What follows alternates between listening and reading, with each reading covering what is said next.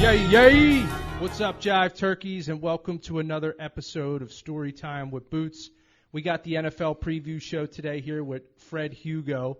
Before we get started, as always, check out social media, Storytime with Boots on Facebook and Instagram, Storytime W Boots on Twitter. And very happy to announce our first ever sponsor to the show or affiliate partner, YourSuper.com. And Your Super, for anyone who's not familiar, makes totally natural, organic superfood. Your Super guarantee that everything is USDA certified organic, non-GMO verified, 100% plant-based for you vegans out there, free from gluten, nuts, soy, dairy, sweeteners, fillers, additives, preservatives, flavoring, you name it. It does not have any of that stuff in it. All of the stuff is third-party lab tested, and they source all superfoods directly. Also, for every superfood mix sold, they donate one packet of food to Action Against Hunger. So be sure to check out social media. I'll post links where if you guys are interested, you can pick up some Your Super products and use the code BOOTS, all caps, to get 15% off of your order. Go ahead and check it out. All right, let's hop in today. As I mentioned, my guest is Fred Hugo, a.k.a. First Down Freddy, Fourth Down Freddy, Fred and Butter, and Fred X. Fred is the host of a couple shows. He's got a few things going on. Fred and Butter, Edge of Philly Sports, and also the Philly Pressbox. So welcome, Fred. Yay. I like that. I like that intro. I've heard it before. I forgot you did that. That's pretty awesome. I should have synced you in like me and Tom have been syncing that in lately. Fred and I were chatting before. You know, we come from the same area, and he got his show started. We had a similar path to getting things up and running. For anybody who's out there, Fred, who's like, I want to do a podcast or I'd like to do a live stream show on Facebook, tell them a little bit about how you got started, what made you want to get started. Well, I've always had a passion for it. I went to Connecticut School of Broadcasting, which is like a 6-month program. And that shows you a lot of stuff, but what you come to find out is you can't find a job worth what you're making at the time. So at the time I'm working at a bank making, 30, 40, whatever it was in my early 20s, and you got bills and stuff. So you got to find a way to do that, and the internet wasn't what it was at that point. We still had it. So, as time went on, you see a lot of different people doing it, and my advice would be to just do it, just jump into it and just make a move. So I started a website, fredandbutter.com, based off my AOL Instant Messenger name back in the day, Fred and Butter, and I just did things, and different people liked it. Sometimes I get 0 likes, other times I get 10 likes, and so on, until other people that had podcasts were appreciating what I had to say. And they asked me to come on as like Philly Pressbox was the first one. They asked me to come on as like a super fan type deal. Now, did I want to be known as a super fan? No. No, but it's exposure. Exactly. And that's part of the key. It's everything kind of leading into the next thing. So creating those opportunities for yourself. And what you said first was the most important is just getting started, man. And I like what you said because I had the same path of you didn't really know where to go. When I went to school for broadcasting communications, put it this way, pretty much everything I learned there, very little carried over to what I'm doing now in terms of equipment that I'm using, how I'm going. And that just could be the nature of the podcast format. Connecticut School of Broadcasting, I'm sure, is probably a lot more advanced than East Stroudsburg University's broadcasting program, especially back when I went to college. Exactly what you said is get out there, just get started. We both started watching YouTube videos to get our progression and learn how to do it and get into a flow. So that's all you got to do for anybody who wants to get out there. Watch YouTube videos, have passion about what you're talking about, know what you want to do, and do it. Yeah, just do it. If you're talented, people are going to watch you. People will listen. And it's persistence, too. That's the other thing. Yep. People will go at it for a couple months, and if, like you said, they get 1, 2 likes, they'll shut it down. Rejection. You got to know that that's going to be the case. You got to not care about other people's opinions whatsoever either. Exactly. Don't care and just go with what you like to do. But anyhow, we'll get into what we have for the show. So we're going to go off with the NFL preview and give you a little preseason rankings here. We're going to pick our division winners for the NFC, the AFC, our wild card projections. We'll also go into our sleepers. So we'll give you a sleeper from each division there. Our Super Bowl picks. We'll get into prop bets. Also our fantasy football picks, which we'll do the top 5 for each position. And then lastly, we'll wrap it up with a little hometown flavor, our Eagles preview. So jumping right in, I was on ESPN, the preseason rankings, and ESPN has the top 10, and I'll go worst to first, so 10 on up. Number 10 being the Browns, number 9 being the Cowboys, 8 being the Colts. Now, this was prior to Andrew Luck, so this is a little outdated. 7 being the Bears, 6 being the Chargers, 5 the Eagles, 4 the Rams, 3 Saints, 2 Chiefs, and number 1 Pats. I'm pretty okay with that. There's a few I'll change. I'll probably have the Browns out of there. I don't think the Browns are going to make it. Obviously, the Colts. I really got my top 10 probably be the Patriots, and in no particular order here. Patriots, Steelers, Texans. You like the Steelers still, yeah, huh? Yeah, I really do. I think the Steelers may have actually benefited from moving on from Bell and Brown. You know, they are typically a team. Locker room. Yeah, they're typically a team. You know that, and you see when they had Santonio Holmes, when they got rid of him, everyone's like, oh, what are they going to do? They have no receiver. Up pops AB, and James Conner had a great year last year. The Texans, I like Watson a lot, and I think he can carry that squad. What do you think about, so there's rumors, depending on when I get this podcast out, I was looking online today, 24 to 48 hours, that there's a potential trade in place for, I can't pronounce it. Jadeveon Clowney. There we go. If he goes, then would you still keep Houston in the top 10? Yeah, because their defensive system is what gets them there. He definitely is amazing, but he's been hurt too. You know, so's JJ. They haven't JJ's as well. You're right, and I'm more predicating that on, I think, a healthy Watson. You know what I mean? Because that offense will flow. Now Lamar Miller, that might be a problem, but I like Duke Johnson when he was in Cleveland, and if they can utilize him more, I'm confident. And I don't think that division's very strong either. That's another point to it. And then with Luck going down, that definitely changes things. Okay. So for me, I'd probably have the order: the Pats, the Chiefs, the Rams, then the Saints, then the Eagles. I would put the Bears ahead of the Chargers. I would do what you did as well. I'd take out the Colts and I'd take out the Browns. I'd have the Cowboys in there. I'd also throw, this is going to be one of my teams that I think could make some noise this year, the Ravens in there. The other team I would like would probably be the Falcons. That would be where I would switch it up. The Eagles could definitely, in my opinion, go up to number 3. I put the Saints and the Rams in there. My only fear is that Wentz is not going to stay healthy. Regardless of his past injuries, it's the nature of football. It's hard to stay healthy all year. And if Wentz goes down, I think our team sinks. You know, I think we caught lightning in a bottle having Foles, and it was a great run. That's going to do it for the Birds. But we'll get into that. I agree with you as far as that goes. That it very rarely happens that a backup quarterback can do what Foles did. Prior to Foles, it was, I think, Jeff Hostetler in the 90s. He's the only one I can remember. Or actually, I'm sorry, Tom Brady. Yeah, I guess. Yeah. Good point. But how many Tom Bradys are out there? Exactly. Well, some people think Foles is Tom Brady, and he just hasn't given enough chances. But, you know, so I would agree with you there. I think the Eagles are top 2. Maybe 3. You can argue all day with it. They're definitely a top team going in. I would agree there. I like your Falcons pick there. I agree. I think they take the division over there in the NFC South. Oh, you like them to go ahead of the Saints? Yes. Yeah. I like the Saints to actually not. I could be. I'm not doing this as a hot take. I just think Breeze is getting up there. His passes are not long anymore. I 100% agree. I 100% agree. That's the only thing. That's why I had the Rams ahead of the Saints. Even though I think the Saints should have beat the Rams in that championship game last year. Obviously, that bad call. To your point, I think Breeze is getting up there. I think this will be the first year where we really start to see that succession of him and him start to show his age a little bit. You can even tell with his throws, even last year and the year before that he can't make that long throw. He'll connect sometimes, but it's typically 15 yards or in, which they're very successful doing, but I agree. I don't see that happening over there. But I think the Falcons, they had that Super Bowl run. They got back to the playoffs, but I think next year they make another run.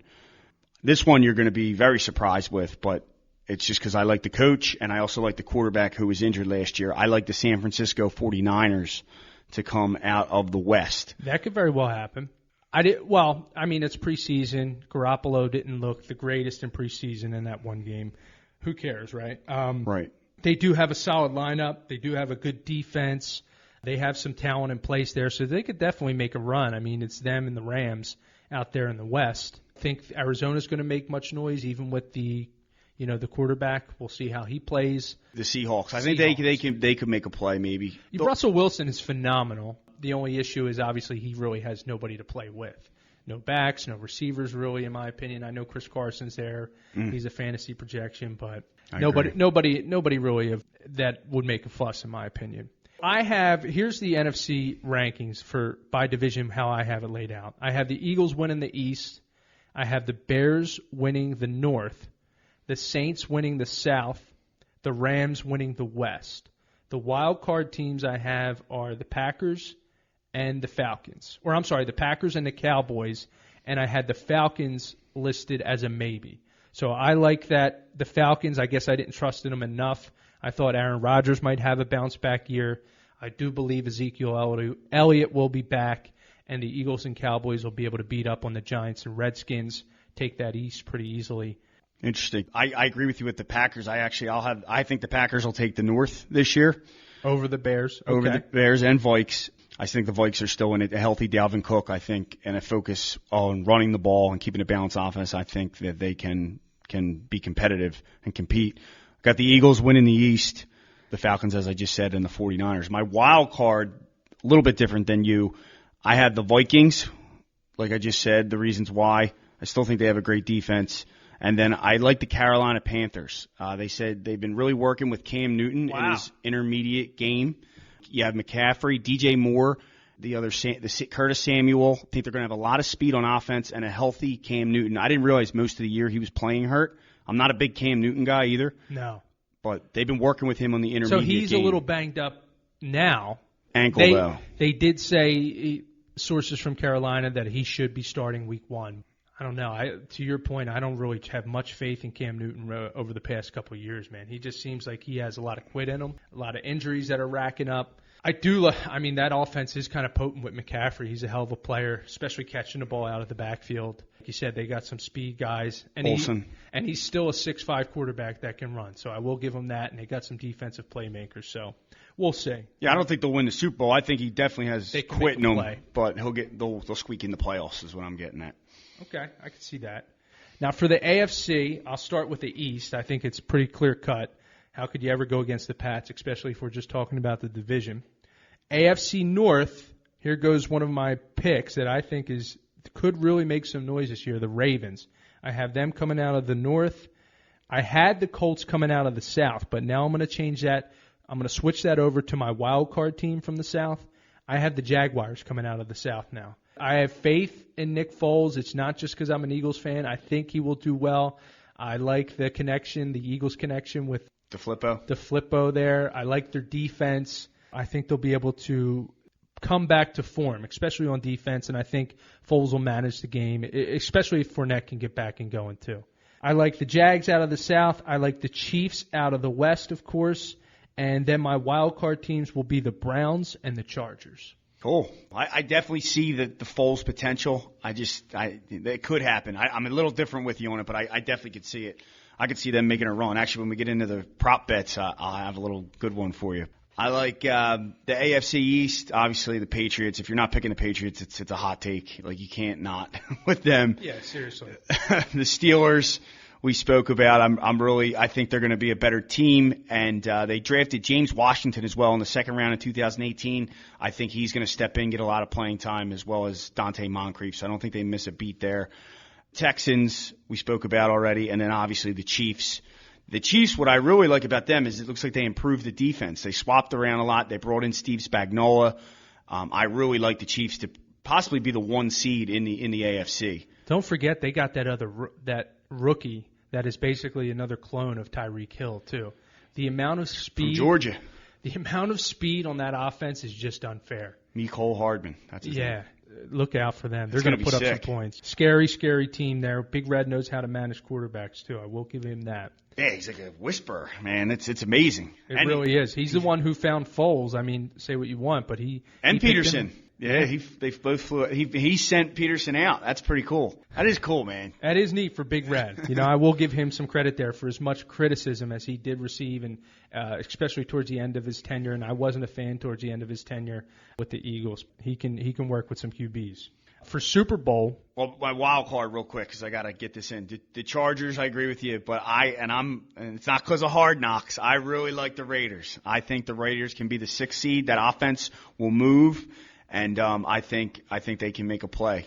Well, John Gruden's a hell of a coach, and if he could do something with the QB there with Carr, and he can get that connection going with AB, and that rookie running back turns out to be what people think he can be, they have a decent line. They could definitely make some noise out. Shame they gave away Khalil Mack. Other than that, they got some good draft picks. We'll see. It might be a team to watch, especially moving forward, but they could potentially make some noise. Super Bowl, I have either the Pats or the Chiefs. Now, I honestly think the Chiefs would overtake them this year. Time and time again, people bet against Tom Brady, and Brady and Belichick, man, I don't know what it is. They beat the Chiefs last year. They just somehow overcome and do it. It's crazy.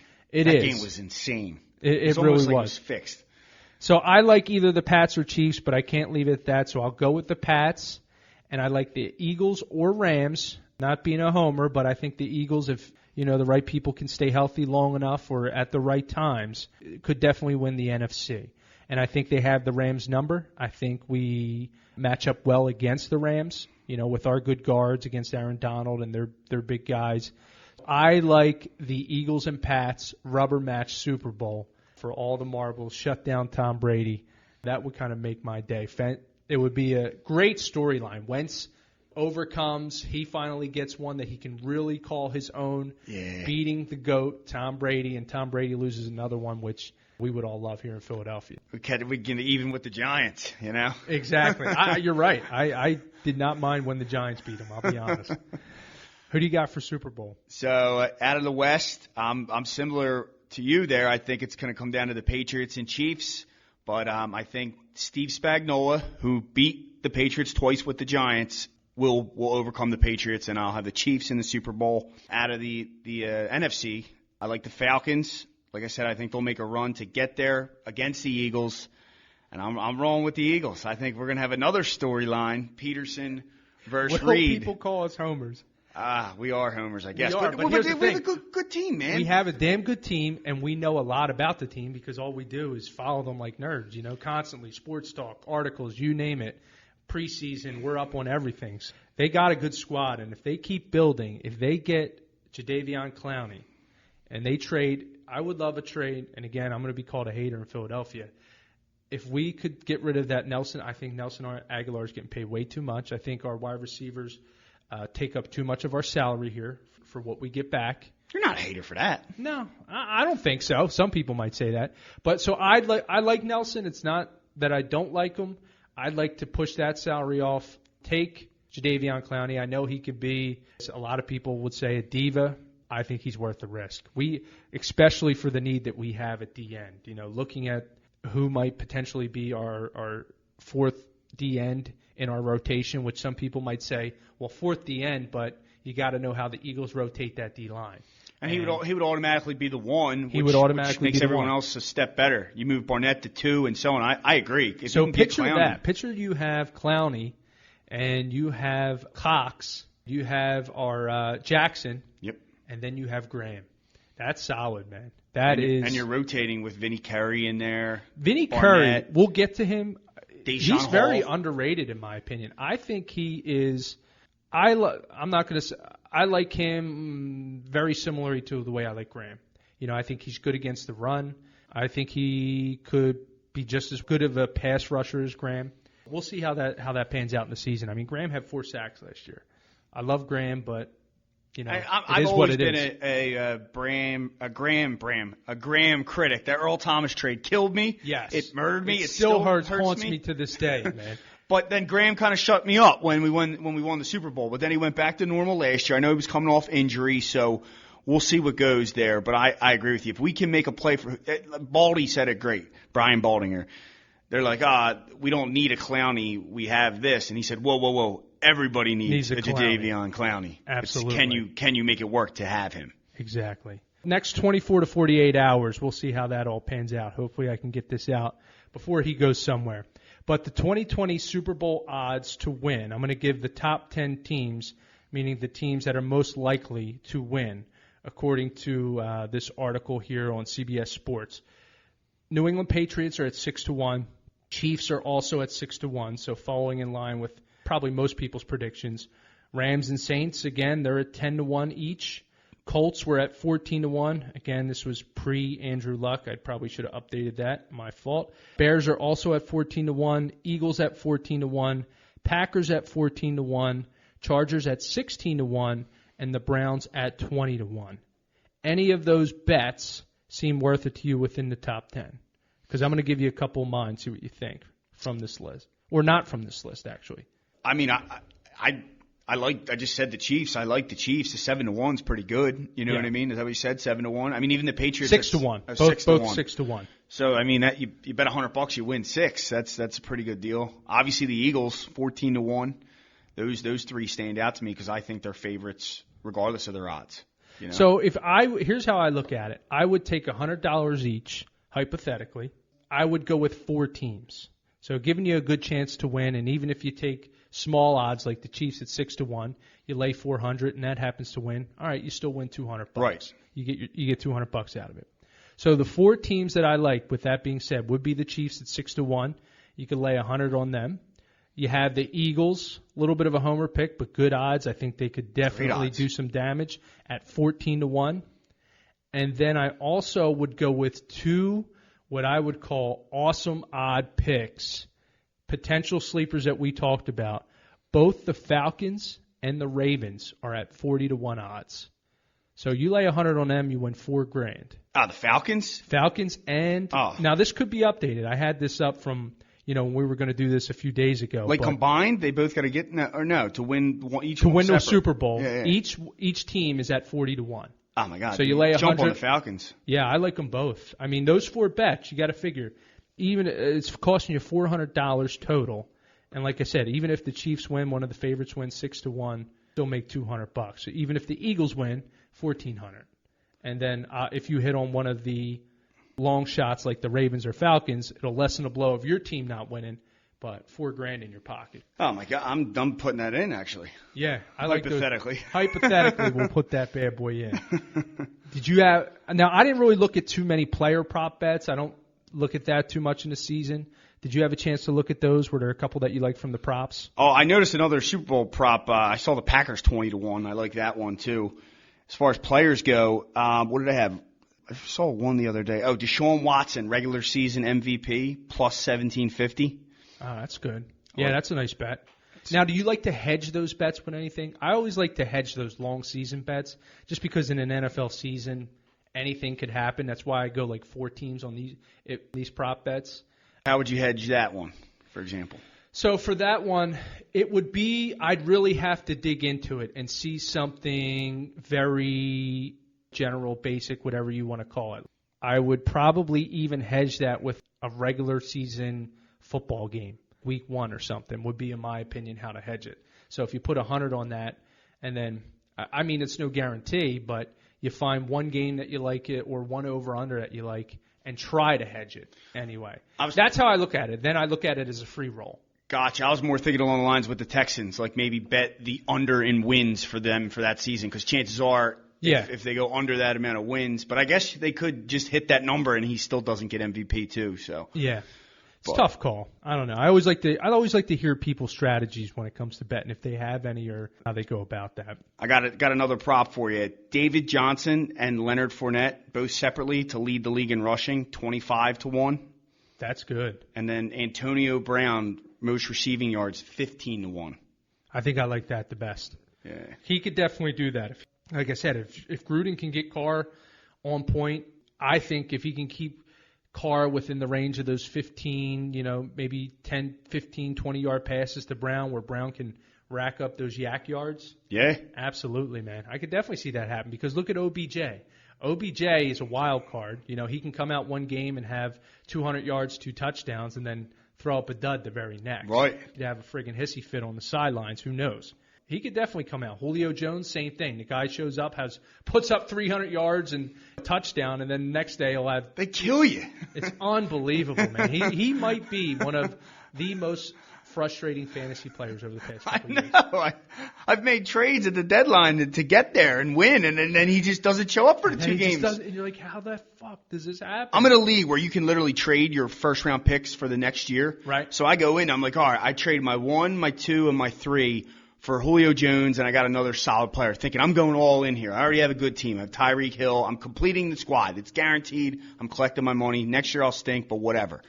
And then he just disappears, and I lose in the first round of the playoffs. I'm like, what? It's like, I have plenty of fantasy stories that I won't bore people with that everybody has. But that's a good segue into fantasy football, unless you had any, I don't know if you had any other props. Go. So what I have is basically just my top 5. So Fred can give you his opinion on his top 5. And I have a sleeper for each position as well. So my top 5 picks for fantasy football, we'll start with the quarterback. 1, obviously, Mahomes. 2 is kind of I don't want to say sleeper. A lot of people will be on him. But if you look at where he's projected, he's definitely not projected at number 2 as quarterback. I have Goff. 3, I have Breeze. 4, I have Baker Mayfield. And 5, a lot of people would say I have pretty low, which is Deshaun Watson. My thought is he's just not going to be able to stay healthy all year. So they're my top 5 for quarterbacks. My sleeper is Carson Wentz. So keep in mind that I'm saying Carson Wentz is a sleeper for quarterbacks as we get into the Eagles preview in the next segment. So they're my top 5. Running backs, I have Zeke, McCaffrey, Barkley, Kamara, James Conner as the top 5. So a lot of people have Barkley projected to go. I think Zeke with that line is going to do what he does. In my opinion, he'll be back. If he's not back, then that doesn't make sense. That's where I think it's going to fall in line. I think Kamara will fall off a little bit without his running mate next to him this year, even though they do. Who did they pick up again? Latavius Murray. Yeah, Latavius Murray. So Murray's a quality back too, but I just think that connection he is. He had there with Ingram. Ingram, right. So they're my top 5. Now my sleepers, I have a couple sleepers here for running backs, and one isn't necessarily a sleeper. And as I'm looking at projections, this was a little older, but I think this guy can finish within the top 3 or 4 this year, which is typically not where he's projected. That's Nick Chubb. But my real sleepers are Miles Sanders, Geis for the Redskins. In particular, Miles Sanders. Miles Sanders will have the starting back. I think we'll see a lot of him out at the backfield, and I do very well running behind that Eagles offensive line. He's been picking up the blitz, which tells me more to your point. If he can pick up the blitz, he's going to get a lot more playing time. He's going to get a lot of playing time, and they really like him so far preseason. So what did you think of the QBs and the running backs so far?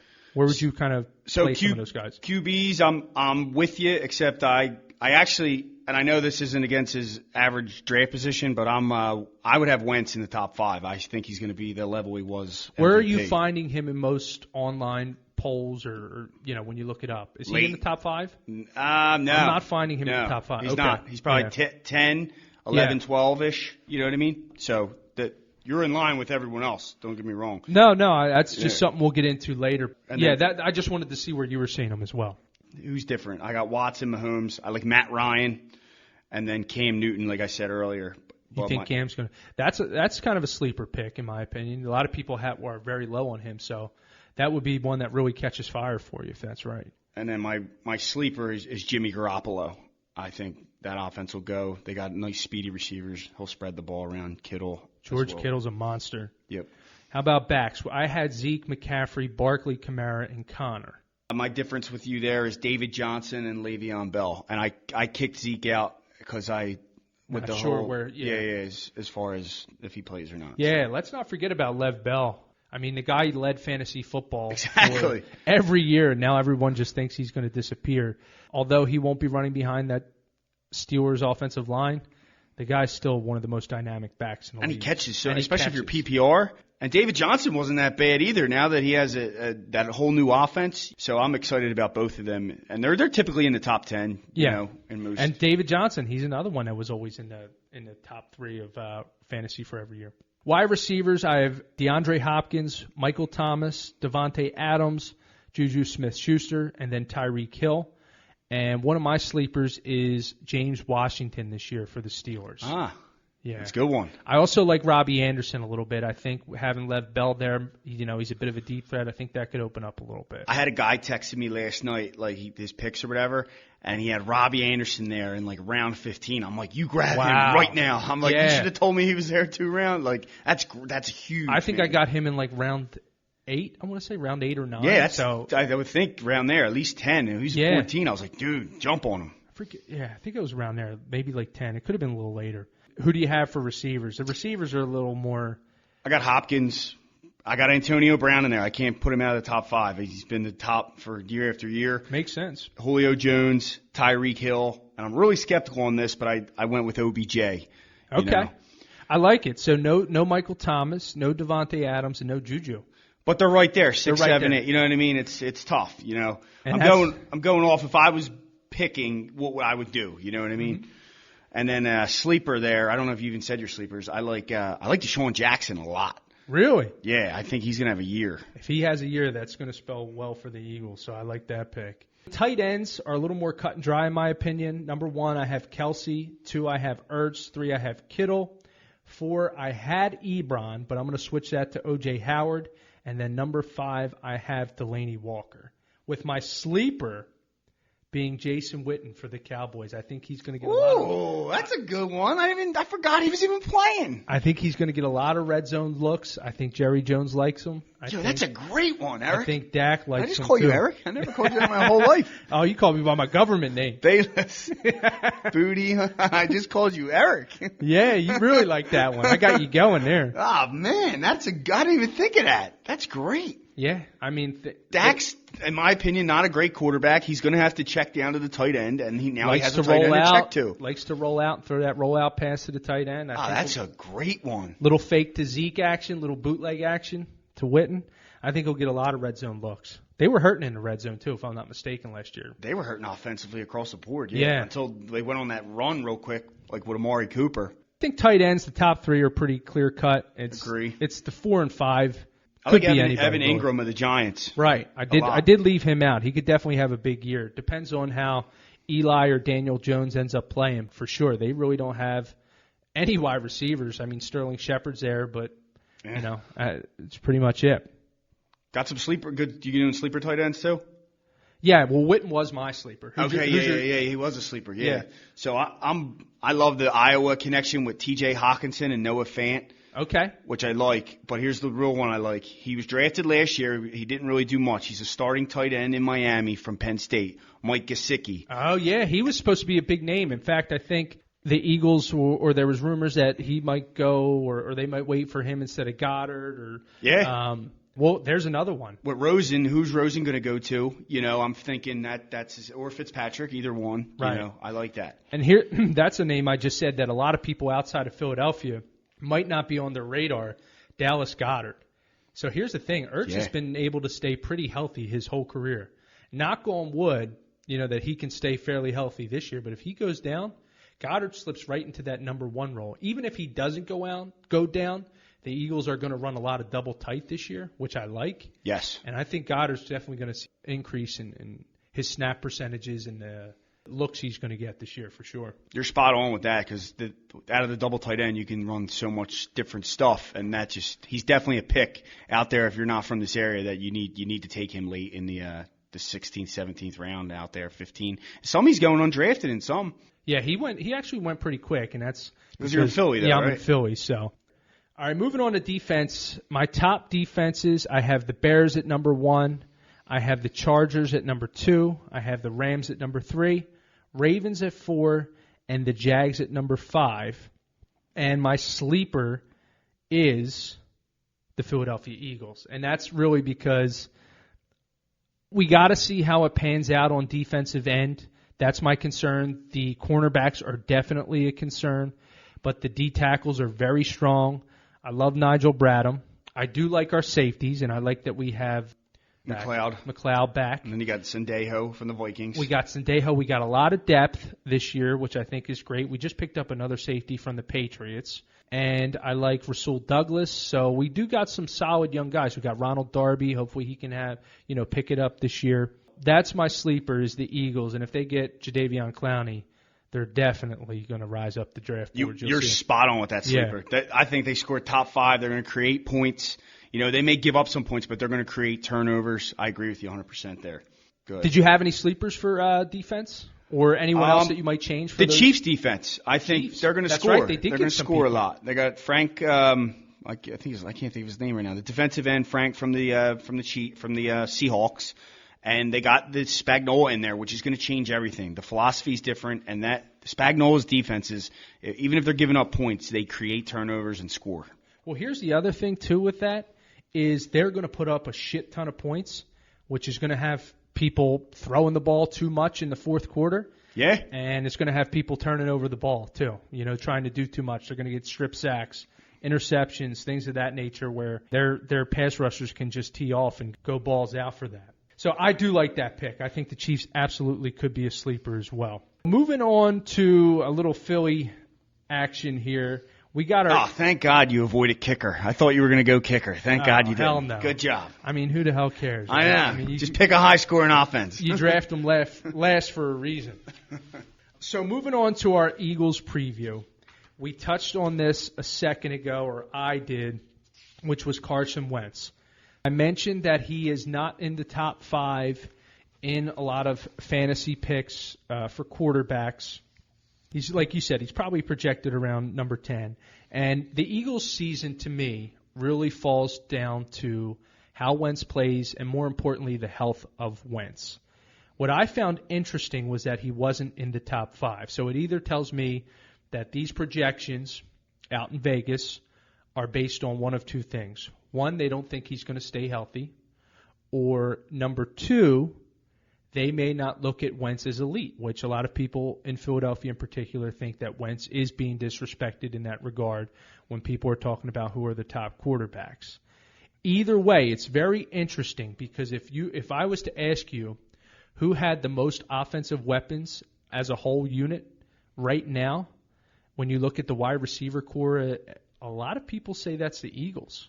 I would agree. And I would agree as well. When you look at Alshon Jeffrey, the deep threat that you have there with Deshaun Jackson, you have one of the best tight ends in the game in Zach Ertz. The running backs, you bring in Jordan Howard. You have an awesome-looking rookie from Penn State, Miles Sanders. You have a couple of these young guys, your pick, J.J. Arcega-Whiteside, is really doing a lot of things to impress the staff here preseason and also in camp. I've seen on a lot of, this isn't just a Philly thing, but I've seen on a lot of boards the Eagles having one of the top-rated offenses for weapons. So with that being said, what's your take with that and Wentz having the top offensive weapons, not even being in the top 5 projection for fantasy quarterbacks? What do you think that says about Wentz, or what do you think Vegas or these projections are saying about Wentz? They're often off on these things. You know what I mean? Sure. No one saw Mahomes coming. No one sees a lot of these quarterbacks coming in. I don't even know if Matt Ryan's in the top 5. You look at his. But 2, yeah, I would lean towards the injury, maybe a reason for that. But that's part of the reason why I picked him in my top 5 and not a sleeper, because I do think he has the weapons that no other quarterback has. And I think he is an elite quarterback. So if I think those two things, I have to put him in my top 5, right? So absolutely, you know what I mean? There's going to be no excuse outside of the offensive line being atrocious. That would be the only excuse, really. And they look pretty good so far, from what I've seen. You know, they haven't really played, though. You know. Yeah, that's a fair point, because again, I'm going off of things that I'm hearing in preseason, digging deep into blogs, especially Philly blogs, but. That's camp-wise, I get what you're saying. Yeah, well, beat writers. You're listening to things that are happening from their inner squad practices with the Ravens and their tough defense, and just I've liked what I've seen from some of the young guys in preseason. Jordan Mailata, I never thought. I'm like, even though this guy's a moose, I'm like, you can't just take some moose and turn him into an offensive tackle. And What? He's like proving me wrong. He's got man. the kick step. Me too. I wrote a whole article on it. I broke down that draft and basically trashed that pick. As like, come on, man. What at are you least doing? at least take a stab. And they were taking a stab at someone. And well, my gosh, look at them. Get a seventh. I don't even know if that's ever been done before, to take a 7th round pick. Talk about taking a stab, to your point, who's never played the game of football. Let me repeat, never played the game of football, and is now, I guess, on the depth chart as the backup tackle. Yeah, team. he's in there. Backing up Lane, right? Yeah, well, he is, but you got Pryor in there, and Big V can move back and forth too. Yeah. So I wouldn't say he's definitely the guy. And I guess that right now has to do with Brandon Brooks not being penciled in as the Week 1 starter at guard. As well. Because you got Big V taking that number 1 spot at guard there too, testing him out. So I like, supposedly Big V has looked good at guard. Brandon Brooks should be back right Which around. Surprises me. Yeah, I thought he was on the way out or getting traded. Right. Brooks? No, Big V. Yeah, and he had a terrible first game, and then he's came on the last 2 games. He's looking good at guard, man. Yeah, he is. And Sayamalu, we got him for a decent price. He's not bad. Wisniewski's a nice veteran, so I like him. They're trying to give him a little backup for Kelsey, which I like, just in case anything happens to Kelsey. Let's not forget how good Kelsey did play last year. He's still at the top. And they're saying Peters still looks good. He looks like he added some weight on, I must say, when I saw him. But the guy's still strong as an ox. And Lane Johnson, in my opinion, is the best right tackle in the league. I agree. I don't He's amazing. Yeah, he was. I mean, he had a couple bad games last year, but he was snubbed. But back to Wentz. So I have a couple bullet points on Wentz. And in Philadelphia, I have the opinion there's half of the town that if you even say that Wentz is not elite, that you are looked at as a hater. Like, who the hell as an Eagles fan would want Wentz not to do well? I want him to be the best quarterback in the league and be the GOAT, surpass Tom Brady. But when I'm giving my analysis, I got to keep it real. So first and foremost, my concern with Wentz and why I might not put him in the elite category as of yet is those injuries. They are, in my opinion, 2 of the worst injuries a mobile athletic quarterback can have, with the back and with the knees. He really tore that knee to shreds. ACL, MCL, LCL, right? Was the third one? I don't even know. Either way, he tore that knee apart. His back. We all saw what happened with RG3 after he had that ACL injury. Kept playing through it. What happened to his career? So it's as much a testimony to his talent, because we saw the level of talent that he had in his sophomore season. The problem is being able to bounce back. Now, he's still young, but they're, again, 2 major injuries. And let's not forget, he is a mobile quarterback. He is a playmaker. He's like Patrick Mahomes. He's not going to be the best pocket passer in the league. In fact, I had a little spiel about before, when he went down, that I thought I still liked the Eagles' chances because I thought Wentz or Foles threw a better deep ball at the time. And this has nothing to do with Foles, but what makes Wentz so special is his playmaking ability. Like McNabb in that way. McNabb, for all the criticism I have for him, when he got outside of the pocket and when he was putting pressure on and he had to run and throw the ball, that's when he was at his best. So we saw Wentz make some crazy plays being able to escape. So seeing if he'll be able to escape now that he has that injuries. And then number 2 with the injury factor is, will he be able to not get seriously hurt moving forward, which is very hard to do just by nature in a natural football league. Forget about his past injuries. So that's number 1, my first concern. Number 2 was the eye test, which I saw last year. If you look at Wentz's stats last year, they really weren't that bad. They were actually pretty good. They wouldn't be what I would call elite, but right. They were pretty good by all intents and purposes. Glad you said that. Yeah. So a lot of people don't realize that. Yeah, they were definitely good. His stats. But what I'm saying is the eye test is when I watch game in and I game out, and I see him hold the ball too long, and I see opportunities that he did have that seem pretty clear that he doesn't go to where if he makes those plays, he could have had elite numbers for me to put him in that category. So it's those things with the eye test. It's the same thing in his rookie year when he didn't have as good of stats. His stats weren't that great, didn't have the best team, but we'll flip it. The eye test in his rookie year was we saw potential. We saw him make plays, right? So it wasn't all about the stats in the bad way his first year because we saw the talent level that he had and the opportunity that we could have had in terms of him being an elite quarterback. So that's what concerned me last year. Now, I know he had the back injury. Again, that goes back to the injury points. He definitely seemed hesitant with the ball, like I said, a little too much. It didn't seem like he had 100% confidence in himself and some of the passes. He didn't seem, from the eye test, to be able to escape and make some of those plays that made him so sensational in year 2. So that's, again, what I've put my weight on. And some of the reports, again, I know camp doesn't mean shit, but we hold it a little closer to the vest here in Philadelphia, and I think it does hold a little more weight for a quarterback who hasn't played in a while. A lot of what I heard is he hasn't looked awesome in camp. He's looked decent. He's definitely made some picks. Again, it's camp. I get it. I can't wait to see him week 1, and I hope he absolutely shuts me up. And it's not even – I love Wentz. I want him to do well, but these are my concerns. I share the injury concern as I do with any quarterback in the league, really. You know what I mean? You go down the line. Like it's NFL football. Rodgers is hurt every year, Roethlisberger.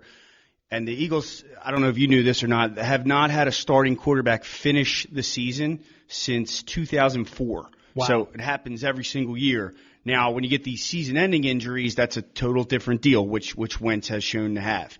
I disagree with your point that his only strength is the mobility, or that's his main strength.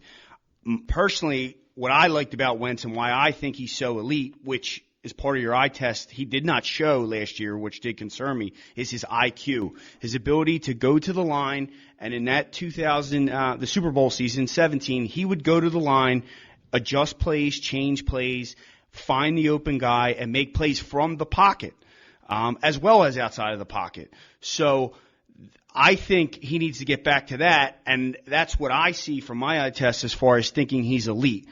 Second point to last year, Doug had some to do with that. When Wentz came back into the game, they continued to run this read option offense that doesn't suit Wentz's strengths whatsoever. That was a Foles thing, and it worked very well. If you remember, after the Raiders game and after Atlanta, they put the read option in that Vikings game, and then they ran with it from there. So I don't think he was comfortable in the offense last year. Like you said, he had great stats, or not great stats, good stats. Let me clarify that.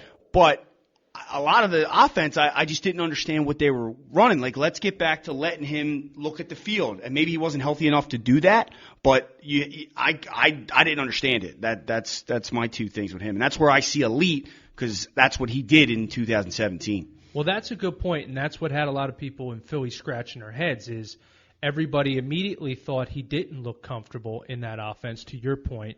They started thinking about, oh, shit, is this our downfall is this all because Frank Reich left? Yep. I mean, I don't know how much you think that. And DeFlippo.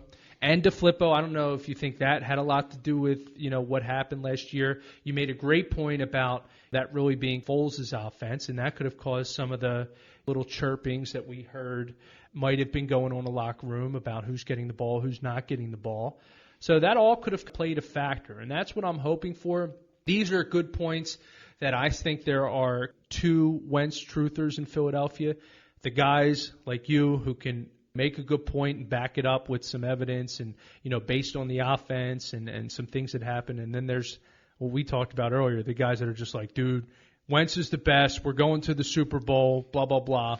So if you listen to Sports Talk Radio, you get those. But there are definitely some good points. Now, with that being said, how do you think the offense responds this year? Do you think they have that now more catered, the offense more catered to him? They're going to utilize all of the weapons that they have. That's going to be one challenge, in my opinion. You have all those mouths to feed. Can you keep all those folks happy? How do they go about doing that? I think I don't see any way they can't. You can't come out with these weapons and run a read option offense. You need to use that read option here and there like they did before. But pending like I said earlier, the O-line's health, I don't see any way that this offense doesn't just dominate the league. You have Deshaun Jackson spreading the field. If they don't commit a safety or sometimes two safeties to him, how do you stop him? Then you got the long ball. It's a touchdown. If they do commit, you got Goddard and Ertz with Alshon, and now Nelson Aguilar, who I do think he's overpaid, but he's not a 1 or a 2. But he's a damn good 4 or 5. He has come along. You know what I'm saying? So if you have him in the 5 spot, there's no I don't see how defenses can match up with us in any way. They'll go double tight end. They'll put 2 or 3 linebackers, and then you spread them out. Now you got 3 linebackers matched up on 4 wide receivers. I just don't see how this offense can be stopped. I really don't. We have so much depth on offense when it comes to all these positions. That's one thing that I do like. I, in my opinion, feel that this is a make-or-break year for Wentz in terms of seeing where he's going to be at, whether we can really put him on that elite status or not, because he has every weapon imaginable. We do have some depth on the offensive line. So in my opinion, there's really no opinion or no reason why, going back to fantasy, he shouldn't be in the top 5 when you have those weapons.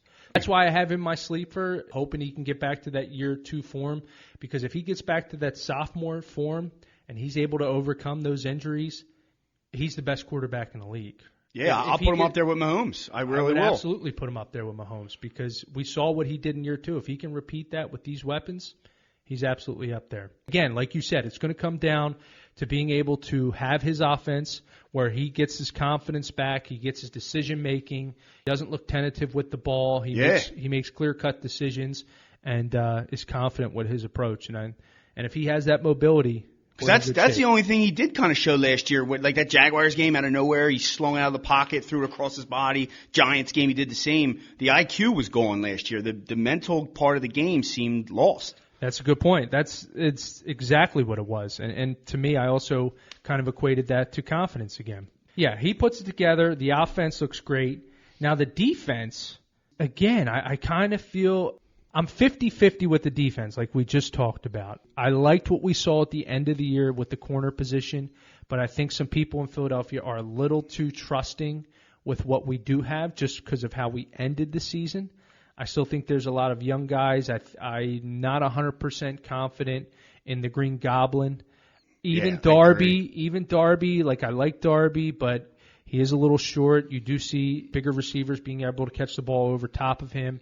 I love our safeties. I think we got some good veteran safeties back there. Always a big fan of Jenkins. I am liking what I'm seeing out of Rasul Douglas. So I hope that secondary with our safeties being the leaders can bring that together. Also, what we just talked about, defensive end. I'm very concerned with them being able to get the pass rush.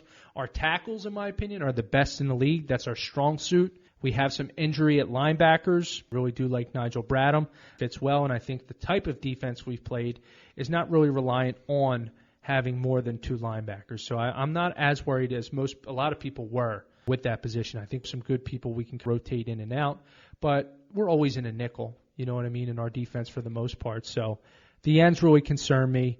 Brandon Graham, we gave him $13 million and he had 4 sacks last year. We lost, you know what I mean? The guy's older. It's like he got the strip sack. That's all. He got the strip sack, man. I guess he's living off of that. And good for him. He will. Why not, right? I guess football players deserve to get paid because a lot of times they're often not. Get your money. I just don't know if we spend it the best way in the off season. I think I see it kind of in your eyes. I'm looking at it. I think we kind of feel guilty being confident in this team because it's just not normal to do. We're normally like ready to poke holes, but I'll start where you went with the Green Goblin. He's actually going to start the season, I think, on the PUP list, so he's not even going to be the day one guy. It'll be Sidney Jones or Avonte Maddox or Rasul Douglas. There's another guy, too. I can't think of him. But LeBlanc, he'll probably be in the slot. But I agree with you. He's really not that good. He waves his finger a lot, but a lot of times the ball's nowhere near. He was getting double moved to death last year. It's crazy, and it'll go out of bounds or they'll drop it and he'll wave the finger. It really irks me. I think he could be a good 3-4 guy, play the slot a little, but I agree with you. The corners are concerned just because we don't know. We really don't know. Yeah. If Sidney Jones is that top 5 talent, oh my gosh, now you got Darby, Jones, and with those safeties. The defensive backs, that's my main question. The corners really are my main question mark. Well, I was just going to say that I'm hearing a lot of good things out of camp about Sidney Jones, but I haven't really seen much from preseason that I can recall. Have you so far? I mean, I had a show on Sunday that I was Brandon Lee Goten, the Bleeding Green guy. He was there, and I brought the same thing up. Yeah, there's no real plays, but you also what we haven't seen is any. Wow, he just got burnt. Well, he just got beat. We're almost fair. not noticing him, which could be a good thing. Yeah. Which could be a good thing, absolutely. Yeah, I don't know. I haven't really noticed or taken notice to how much playing time he is getting in this preseason. For me, I haven't really even – and I guess I've been really concentrating on looking at the ends too, seeing what they're doing. I'm liking what I'm seeing out of some of the young guys. Deshaun Hall, man. Hall, man. Talk about someone who's making a name for himself. I had him as one of our bright spots along with Miles Sanders, Goddard, our two wide receivers, Whiteside and Ward that you mentioned earlier. But Deshaun Hall is making a name for himself. In a lot of people's opinion, is going to bump Josh Sweat in the depth chart. Get cut. Him will probably even get cut. Well, did you know, and I didn't realize this till a week ago, Deshaun Hall was a third-round pick of the Carolina Panthers and played next to Myles Garrett at Texas, on the other side of Myles Garrett at Texas A&M. No, I had no idea. So at one time, he was a third-round pick. Like, they thought he had the ability to play at a high level in the NFL. So maybe we're just the right spot for him to thrive. Well, I hope so. Other than that, special teams, the Eagles are always pretty solid on special teams, but that's why Mac Hollins makes the team. Do you think he makes it? Because he's a gunner. Because he's a gunner on special teams. Yep. That's what everybody says. So who do they cut then? I think it's a determination if they're going to go 6 or not. So it's going to be Mac Hollins, Whiteside, Aguilar, Jeffrey, and D. Jackson. It's going to be up to Mark and Michelle or Ward. Right. And Michelle supposedly has more speed, and Ward's kind of a possession guy. Remember Paul Turner? Right. He killed it in the preseason, but then when he came up here, he really couldn't do didn't nothing. do much. So they're saying Ward can only play the slot. We don't need a slot. We need another speed guy though. So I think it's Michelle's the 6 if they keep 6. And he's pretty big, if I recall, too, right? About the same size as Ward. Oh, okay. Yeah. He caught that bomb from Sudfeld on the first game of the first. That's right. Yeah. That's right. Okay. For special teams, as we all know, my concern is our kicker who drills 50 and 60-yarders but can't make a goddamn 35-yarder. What's fuck going is on, with man? That, man? I cannot understand that for the life of me. Like, I am sitting there biting my fingernails every time this guy lines up for an extra point. Or if it's between, let's say, 30 to 40 yards, I'm nervous. I'm legit nervous that this guy is not going to make it. Where normally you're more confident. When a guy gets like 50 and beyond, I feel more confident, and that's no bullshit. No, it's true. Me and Boots, we have a mutual friend, Matt Blong, and I swear, anytime a field goal's getting ready to be set up between 20 and 40 yards, I get the Elliott sucks. He's gonna miss this text. Dude, I hate this guy every time, man. It's like clockwork, and he's right, man. Come on, you gotta knock them down. Right. So I get the bubble guts every time. And I think he's another guy like Graham living off that strip sack in the Super Bowl. He's living off that, 63-yarder against the Giants to win the game. What if it's 61? Or 63 is the record. Yeah, 63 is the record, yeah, right. Yeah. So 61-yarder. Hopefully he can pull it together. Hopefully we don't need to get him involved too much. Who's that soccer girl? We'll bring her in. Yeah, seriously. Drilled, 54 Carly yards? is her name? I can't remember From the her U.S. name. soccer team? Carly something. Carly Simon, is it? Nah, Lloyd, maybe. Oh, Carly Lloyd. Maybe. Carly Simon was a singer. Well, did you know she had the U.S. soccer parade in New York, and she did a Fly Eagles Fly to all the New York fans. And No they shit. booed her. It was awesome. That's awesome. I wonder if that's the Julie Ertz connection. Well, actually, she's from South Jersey, but Julie she's Ertz South probably Jersey. helps it. But yeah, And the women's side, we probably had a lot of Eagles fans on that women's soccer team. There. Either pulling for Julie or Carly. Zach or Carly. Yeah. All right, well, that's where we'll wrap it up. We gave our Eagles preview, our NFL preview, fantasy football preview. So hopefully that was a good show for you. Going to look to maybe do this once or twice a week. We'll see the viewership that kind of comes along because those are obviously time sensitive. But want to thank Fred for stopping by. Again, Fred, tell everybody where they can check you out and your social media, all that good stuff. You can catch me on fredandbutter.com, 9:30 on Thursday nights on edgeofphilly.com. You can catch that on Facebook as well. And then on Wednesdays, I do a little fantasy thing on Philly Pressbox as well. So, and then my Twitter's @FredHugo_, and then Facebook me @FredHugo, and I can direct you from there. I answer messages and all that stuff. There you go. So definitely check out Fred's shows. He's pretty active, a little more active than I am, everything he has going on. So check that out. Also, check out our partner, yoursuper.com. And I'll post links on all my Facebook, which is just Storytime with Boots for Facebook and Instagram, and Storytime W Boots Twitter. yeah, if you want any of those powders, use the code BOOTS, all caps, and you'll get 15% off your order. So, all right, folks, that is all we have for today. Have a good one.